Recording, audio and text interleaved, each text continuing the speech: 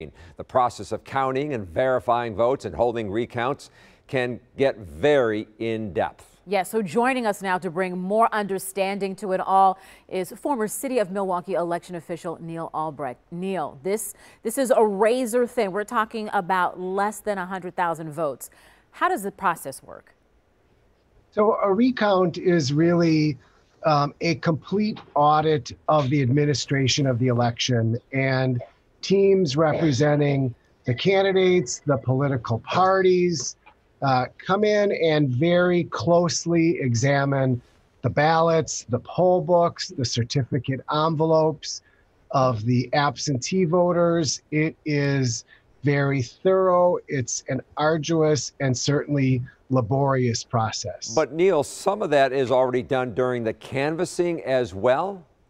It is. It's in many ways, it's a do-over of processes that already exist. It just makes them maybe a little more transparent to the public. But Charles, you bring up a very good point. I mean, elections are always under a microscope, and there are reconciliation and audit processes that really occur every step of the way.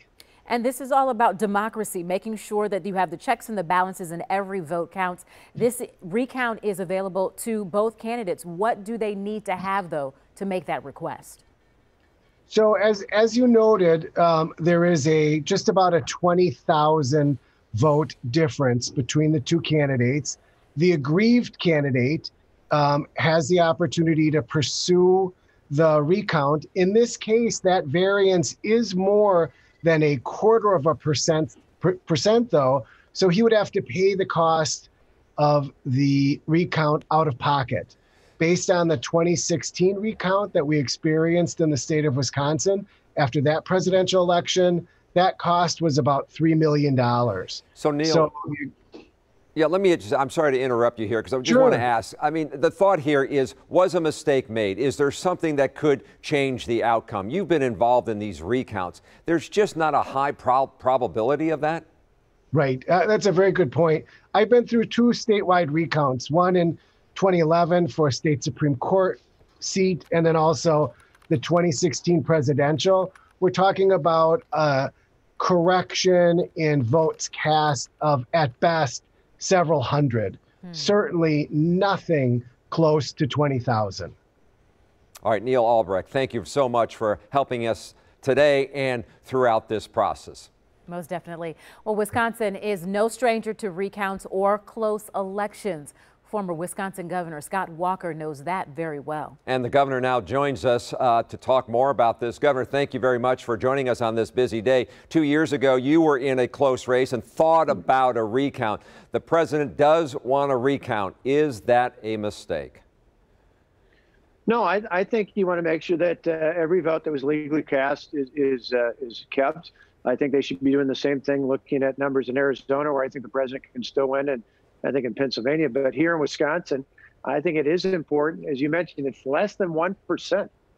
For all the talk, for all the hype, for all the polls that I've said now for months would be wildly off, this is down to less than 1% of the millions of votes that were cast in the state of Wisconsin.